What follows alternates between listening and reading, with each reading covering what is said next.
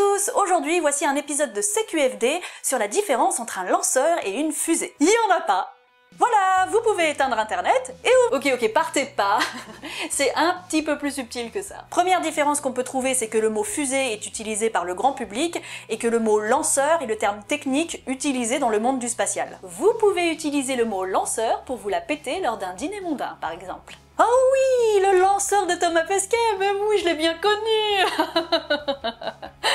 Oui, oh bah quelle prestance, ah puis quelle puissance, hein, dites donc.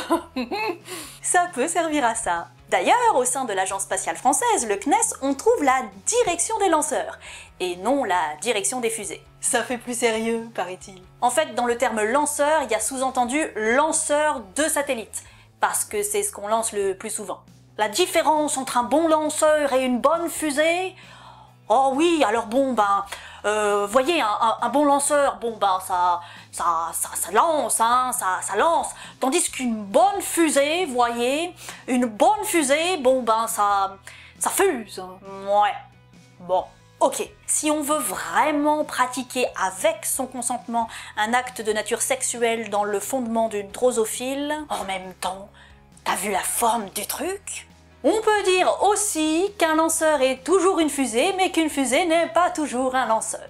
Par exemple, on peut envoyer des engins très vite et très haut, sans forcément qu'il y ait quoi que ce soit dedans, et sans forcément aller jusqu'à l'espace. Mais bon, faut bien avouer que l'utilité est limitée, et donc ce n'est pas le cas le plus courant. Donc retenez qu'en fait, il n'y a pas d'autre différence qu'un terme grand public et qu'un terme technique pour le même engin. Mais ça sert à quoi exactement? Faut que je vous avoue un truc. Je fais cet épisode juste pour effacer cette image d'Épinal qu'on a tous depuis Tintin. Ça, c'est juste. Mais ça, non, une fusée ne va jamais à destination, jamais. Elle sert seulement à lancer des machins qui, eux, ensuite, vont à destination. Les machins sont en général des satellites, donc la fusée les lance jusque dans l'espace, et ensuite, ils se démerdent tout seuls pour arriver jusqu'à leur orbite, hein. Une fusée peut aussi lancer des sondes spatiales, ou des rovers, mais encore une fois, elles les accompagnent au-delà de l'atmosphère, mais ensuite elles prennent leur envol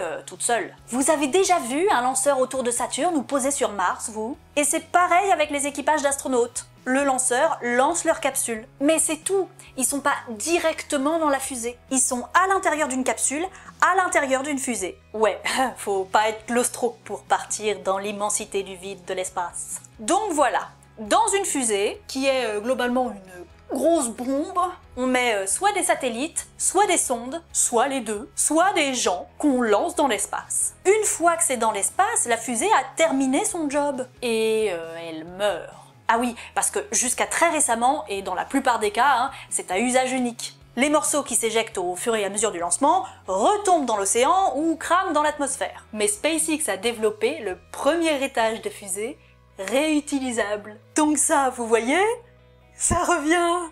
Et ce morceau de fusée resserre pour un autre lancement. CQFD. J'espère que cette vidéo vous aura plu, alors si c'est le cas, mettez un pouce vers le haut, ça fait toujours plaisir, et partagez-la autour de vous sur les réseaux sociaux. Il y aura bien sûr d'autres épisodes de CQFD, le prochain arrivera dans 15 jours. Alors donc du coup, si vous voulez ne pas le rater, surtout abonnez-vous à la chaîne. Et je voudrais bien sûr remercier tous les gens qui me soutiennent sur Tipeee et sans qui ce nouveau format ne pourrait pas exister. Merci beaucoup et à très vite. Et toi, t'es arrivé comment en fait? Ton vaisseau, il était à l'intérieur d'un lanceur ou c'est un peu comme dans absolument tous les films de science-fiction où les vaisseaux ils décollent directement sans passer par une fusée? Non, parce que c'est vrai ça quand on y pense, hein. Les extraterrestres ils ont pas de lanceur. Ils ont des vaisseaux, direct ils décollent de leur planète, dis donc. Ça c'est fou ça. Peut-être qu'on aura aussi ça dans le futur, hein, qui sait. Mais j'ai pas d'exemple d'extraterrestres qui décolleraient depuis un lanceur. C'est marrant ça quand même. Hein. En même temps, j'ai pas tout vu, j'ai pas tout lu non plus. Hein. Mais et toi donc, comment ça s'est passé?